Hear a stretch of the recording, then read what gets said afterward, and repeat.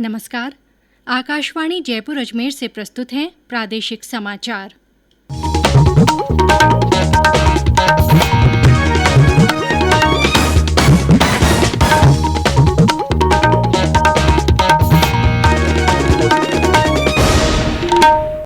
मुख्य समाचार। देश लौह पुरुष सरदार वल्लभ भाई पटेल की जयंती पर उन्हें नमन कर रहा है। एकता दिवस पर हो रहे हैं विभिन्न आयोजन। प्रदेश के 32 जिलों में कोरोना संक्रमण का आज कोई नया मामला नहीं मिला। जयपुर में 2 मरीजों की पुष्टि। राज्य में कल से समर्थन मूल्य पर मूंग, उड़द और सोयाबीन की खरीद शुरू होगी। रणथंभौर राष्ट्रीय उद्यान में बाघिन T63 3 शावकों के साथ नजर आई। वन्यजीव प्रेमियों में उत्साह। और प्रदेश में अधिकांश स्थानों पर तापमान में गिरावट से गुलाबी ठंड का असर बढ़ने लगा।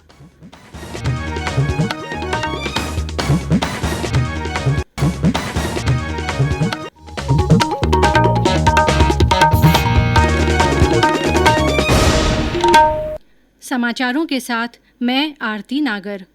देश ने कोविड टीकाकरण अभियान के अंतर्गत 100 करोड़ से ज्यादा टीके लगाकर इतिहास रच दिया है। इस महत्वपूर्ण कार्य में योगदान करने वाले चिकित्सकों, नर्सों और अन्य स्वास्थ्य कर्मियों का आकाशवाणी अभिनंदन करता है। इसके साथ ही हम आपको सतर्क भी करना चाहते हैं कि कोविड अभी समाप्त नहीं हुआ है। आप सभी से हमारी अपील है कि यथाशीघ्र दोनों टीके लगवाएं और अन्य लोगों को भी टीके लगवाने के लिए प्रेरित करें। त्योहारों के समय कृपया 3 आसान उपायों का पालन अवश्य करें। मास्क लगाएं, 2 गज की सुरक्षित दूरी बनाए रखें, हाथ और चेहरा साफ रखें। कोविड से संबंधित कोई भी जानकारी और मार्गदर्शन के लिए राष्ट्रीय हेल्पलाइन नंबर 011-2397-8046 और 1075 पर संपर्क करें। और अब समाचार विस्तार से। देश लौह पुरुष सरदार वल्लभ भाई पटेल की जयंती आज एकता दिवस के रूप में मना रहा है। प्रधानमंत्री नरेंद्र मोदी ने इस अवसर पर सरदार पटेल को याद करते हुए वीडियो संदेश के माध्यम से कहा कि श्री पटेल ने देश हित को हमेशा सर्वोपरि रखा। वे राष्ट्रीय एकता के सूत्रधार और अखंड भारत के पैरोकार थे। प्रधानमंत्री ने कहा कि सरदार पटेल ने सदैव एक शक्तिशाली, समावेशी तथा विकसित भारत की कल्पना की थी। उन्होंने एक भारत श्रेष्ठ भारत के लिए जीवन समर्पित किया। आज भारत के निर्माण में सबका प्रयास जितना तब प्रासंगिक था, उससे कहीं अधिक आजादी के इस अमृत काल में होने वाला है। आजादी का ये अमृत काल विकास की अभूतपूर्व गति का है। ये अमृत काल सरदार साहब के सपनों के भारत के नवनिर्माण का है। सरदार साहब हमारे देश को एक शरीर के रूप में देखते थे, एक जीवंत इकाई के रूप में देखते थे। इसलिए उनके एक भारत का मतलब ये भी था कि जिसमें हर किसी के लिए एक समान अवसर हो, एक समान सपने देखने का अधिकार हो। राष्ट्रीय एकता दिवस का मुख्य समारोह गुजरात के केवड़िया में स्टैच्यू ऑफ यूनिटी परिसर में आयोजित किया गया। सूचना और प्रसारण मंत्री अनुराग ठाकुर ने सरदार वल्लभ भाई पटेल जयंती पर श्रद्धांजलि अर्पित की। श्री ठाकुर ने एक ट्वीट में कहा कि देश की एकता और अखंडता बनाए रखने में सरदार पटेल का योगदान अविस्मरणीय है। स्वास्थ्य मंत्री मनसुख मांडविया ने सरदार पटेल की जयंती के अवसर पर दिल्ली में एकता दौड़ को झंडी दिखाकर रवाना किया। इधर प्रदेश में भी एकता दिवस के अवसर पर विभिन्न कार्यक्रमों का आयोजन किया गया। राज्यपाल कलराज मिश्र ने श्री पटेल का स्मरण करते हुए सभी से राष्ट्रीय एकता, अखंडता के लिए संकल्पित रहने और पटेल के आदर्शों का अनुसरण करने का आह्वान किया। राजधानी जयपुर में एकता दिवस के अवसर पर जयपुर कलेक्ट्रेट परिसर में कलेक्टर अंतर सिंह नेहरा ने अधिकारियों और कर्मचारियों को राष्ट्रीय एकता की शपथ दिलाई। सचिवालय में भी एकता दिवस मनाया गया। सिरोही, बीकानेर, सवाई माधोपुर, झालावाड़ और टोंक सहित अन्य स्थानों से भी एकता दिवस मनाए जाने के समाचार मिले हैं। रक्षा प्रमुख जनरल बिपिन रावत ने कहा है कि भारतीय सशस्त्र सेनाओं ने देश की आज़ादी की पहले दिन से ही राष्ट्रीय एकीकरण में महत्वपूर्ण भूमिका अदा की है।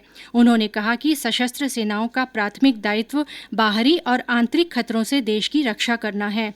जनरल रावत नई दिल्ली में आकाशवाणी से राष्ट्र निर्माण में सशस्त्र सेनाओं की भूमिका विषय पर सरदार पटेल स्मृति व्याख्यान दे रहे थे। उन्होंने कहा कि सरदार पटेल का भारत की सशस्त्र सेनाओं पर भरोसा था। स्मृति व्याख्यान का प्रसारण आज सरदार पटेल की जयंती के अवसर पर रात 9:30 बजे आकाशवाणी के समूचे नेटवर्क पर प्रसारित किया जाएगा। राष्ट्रीय रेल संग्रहालय सरदार वल्लभ भाई पटेल और भारतीय रेलवे पर आज से एक प्रदर्शनी लगाकर एकता सप्ताह समारोह मना रहा है। पूर्व प्रधानमंत्री इंदिरा गांधी की पुण्यतिथि के अवसर पर आज उन्हें श्रद्धा भाव से याद किया जा रहा है। प्रधानमंत्री नरेंद्र मोदी ने ट्वीट कर उन्हें श्रद्धांजलि दी। कांग्रेस अध्यक्ष सोनिया गांधी और कांग्रेस नेता राहुल गांधी ने भी दिल्ली में इंदिरा गांधी स्मारक पर उन्हें श्रद्धा सुमन अर्पित किए। इस अवसर पर मुख्यमंत्री अशोक गहलोत ने प्रदेश कांग्रेस कार्यालय में आयोजित कार्यक्रम में हिस्सा लिया। इस मौके पर राजधानी जयपुर में Indira run for women power भी आयोजित की गई। बीकानेर में आयरन लेडी इंदिरा गांधी के जीवन पर फोटो प्रदर्शनी लगाई गई। सिरोही में पुष्पांजलि कार्यक्रम रखा गया। मुख्यमंत्री अशोक गहलोत ने कहा है कि महात्मा गांधी की शिक्षाएं हमेशा प्रासंगिक है। नई पीढ़ी को बापू की शिक्षाओं से जोड़ने के लिए गांधीवादी विचारकों को आगे आना होगा और इनका प्रचार प्रसार करना होगा। श्री गहलोत आज मुख्यमंत्री निवास से वीडियो कॉन्फ्रेंसिंग के माध्यम से आयोजित राज्य स्तरीय संगोष्ठी वर्तमान परिप्रेक्ष्य में सत्याग्रह की प्रासंगिकता पर बोल रहे थे। सबसे बड़ी जिम्मेदारी हमारी भी है कि हम कैसे गांधी के सिद्धांतों को जो उन्होंने आगे बढ़ाने का काम किया उसको और कैसे आगे बढ़ाएं, और वो हम सबका वैसे उद्देश्य भी है। साथ यही है कि हम कैसे गांधी के संदेश को युवा पीढ़ी तक पहुंचाएं। आज गांधी जी के विचारों की, उनके संदेश की रेलेवेंस सबसे अधिक है। इस अवसर पर गांधी दर्शन पर प्रदर्शनी का भी उद्घाटन किया गया। उन्होंने वीडियो कॉन्फ्रेंस के माध्यम से सीकर जिला कलेक्ट्रेट परिसर में गांधी जी की मूर्ति का भी अनावरण किया। इस मौके पर ऊर्जा मंत्री बीडी कल्ला, शिक्षा राज्य मंत्री गोविंद सिंह डोटासरा सहित अन्य मंत्री और अधिकारी उपस्थित थे। देश में अब तक 106 करोड़ 30 लाख से अधिक कोविड टीके लगाए जा चुके हैं। 73 करोड़ 37 लाख से ज्यादा पहली और 32 करोड़ 92 लाख से अधिक दोनों खुराक दी गई है।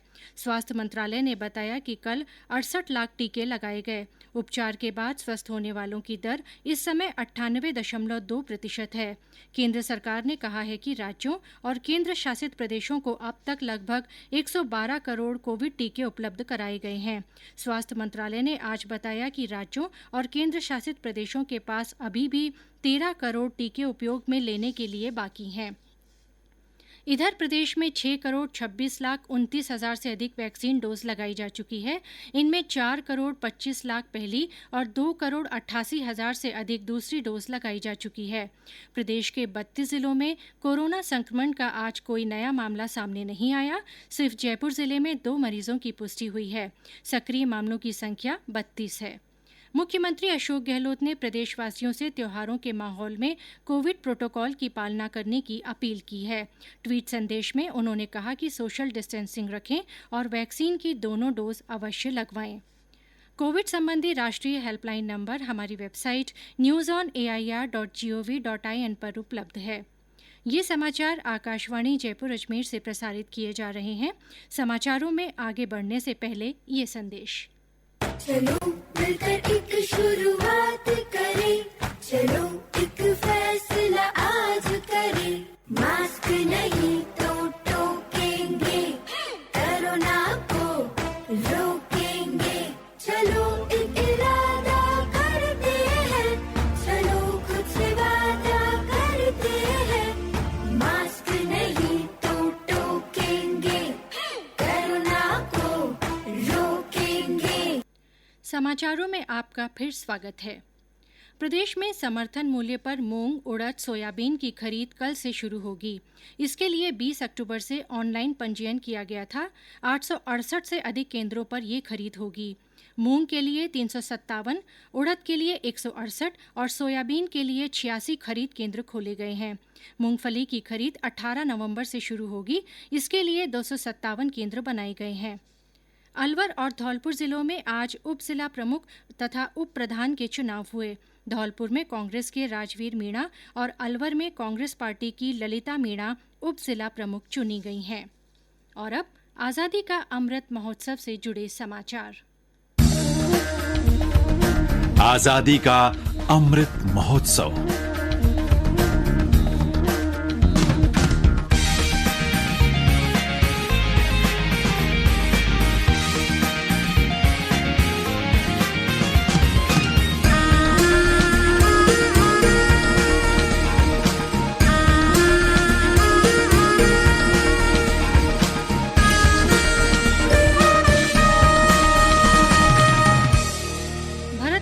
अमृत महोत्सव के तहत पुलिस द्वारा आयोजित किए जा रहे कार्यक्रमों की श्रृंखला में आज सामूहिक योग हुआ। इसमें पुलिसकर्मियों को स्वस्थ रहने के लिए विभिन्न योगासन करवाए गए। इसके साथ ही केवलादेव राष्ट्रीय उद्यान का भ्रमण भी करवाया गया। झालावाड़ में अमृत महोत्सव के तहत चल रहे जन उत्सव सप्ताह में आज श्रमदान और स्वच्छता कार्यक्रम हुए। टोंक के मालपुरा में महोत्सव के तहत आज स्वच्छता शपथ और अन्य कार्यक्रमों का आयोजन किया गया। सवाईमाधोपुर जिले के रणथंभौर राष्ट्रीय उद्यान में बाघिन T63 ने 3 शावकों के साथ नजर आई है। हमारे संवाददाता ने बताया कि इस खबर से वन्यजीव प्रेमियों में खासा उत्साह है। रणथंभौर राष्ट्रीय उद्यान से एक बार फिर खुशखबरी मिली है। राष्ट्रीय उद्यान के खंडार रेंज के लाहापुर छिंदावली वन क्षेत्र की बाघिन T63 3 नए शावकों के साथ कैमरा ट्रैप में नजर आई है। करीब 10 से 11 वर्ष आयु की बाघिन T63 प्रसिद्ध बाघिन मछली की बेटी T19 कृष्णा के पहले लीटर की संतान है, जो तीसरी बार मां बनी है। सूत्रों के अनुसार शावक करीब 3 माह के हैं। शावकों की खबर के बाद वन विभाग की ओर से पूरे क्षेत्र में प्रभावी गश्त के निर्देश दिए गए हैं। नए शावकों की खबर के बाद पर्यावरण प्रेमियों और रणथंभौर के पर्यटन व्यवसायियों में भी हर्ष की लहर है। सतीश वर्मा, आकाशवाणी समाचार, सवाईमाधोपुर। मुख्यमंत्री अशोक गहलोत ने शावकों के जन्म पर खुशी जताते हुए ट्वीट संदेश में कहा है कि राज्य में वन्य जीवों में बढ़ोतरी होना उत्साहजनक है। और अब मौसम। प्रदेश में अधिकांश स्थानों पर तापमान में गिरावट से हल्की ठंड का असर शुरू हो गया है। मौसम विभाग के अनुसार बीते 24 घंटों में ज्यादातर स्थानों पर रात का तापमान 10 से 16 डिग्री सेल्सियस के बीच रहा। कई स्थानों पर तापमान में 2 से 4 डिग्री सेल्सियस की गिरावट दर्ज की गई है। सीकर में न्यूनतम तापमान 10.4 डिग्री सेल्सियस दर्ज किया गया। हमारे संवाददाता ने बताया कि जिले के फतेहपुर में न्यूनतम तापमान 5 डिग्री सेल्सियस पर जा पहुंचा। इससे सर्दी का असर तेज हो गया है। तापमान में निरंतर आ रही गिरावट से सीकर जिले का फतेहपुर शेखावाटी प्रदेश में सबसे ठंडा कस्बा बन गया है। 4 दिन से लगातार सर्दी तेज होने के कारण मौसम पूरी तरह शुष्क बन गया है। फतेहपुर में कल का न्यूनतम तापमान 5 डिग्री सेल्सियस दर्ज किया गया। हिमालय के तराई क्षेत्र में बर्फबारी के कारण हवाओं के चलते अचानक सर्दी बढ़ी है, जिसका असर रबी की फसल पर भी हुआ है। मौसम में आए बदलाव के बाद गर्म कपड़े लोगों ने पहनने शुरू कर दिए हैं और घरों में पंखे और कूलर पूरी तरह बंद हो गए हैं। बाल मुकुंद जोशी, आकाशवाणी समाचार, सीकर। और अंत में मुख्य समाचार एक बार फिर। देश लौह पुरुष सरदार वल्लभ भाई पटेल की जयंती पर उन्हें नमन कर रहा है। एकता दिवस पर विभिन्न आयोजन हो रहे हैं। प्रदेश के 32 जिलों में कोरोना संक्रमण का आज कोई नया मामला नहीं मिला है। जयपुर में 2 मरीजों की पुष्टि हुई है। राज्य में कल से समर्थन मूल्य पर मूंग, उड़द और सोयाबीन की खरीद शुरू होगी। रणथंभौर राष्ट्रीय उद्यान में बाघिन T63 3 शावकों के साथ नजर आई। वन्यजीव प्रेमियों में उत्साह है। और प्रदेश में अधिकांश स्थानों पर तापमान में गिरावट से गुलाबी ठंड का असर बढ़ने लगा है। इसी के साथ प्रादेशिक समाचार बुलेटिन समाप्त हुआ। नमस्कार।